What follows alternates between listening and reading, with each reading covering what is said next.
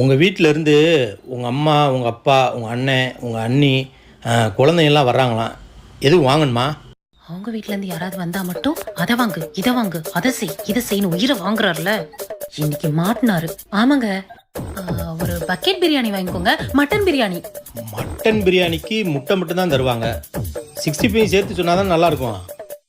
ஆடு அதுவா வந்து மாட்டுது. ஆமாங்க, 65 சொல்லிருங்க, 2 கிலோ. அப்படியே ஃபிஷ் ஃப்ரையும் சொல்லிருங்க. ஏங்க குழந்தைங்கலாம் பிரியாணி சாப்பிட மாட்டாங்க, அவங்களுக்கு சிக்கன் நூடுல்ஸ் சொல்லிடுறீங்களா? குழந்தைங்கன்னு சொல்கிற, ஐஸ்கிரீம் வேண்டாமா? ஆமாங்க ஐஸ்கிரீமும் சொல்லிருங்க. சரி மச்சான், கேட்டுச்சா? வரும்போது இதெல்லாம் வாங்கிட்டு வந்துருங்க.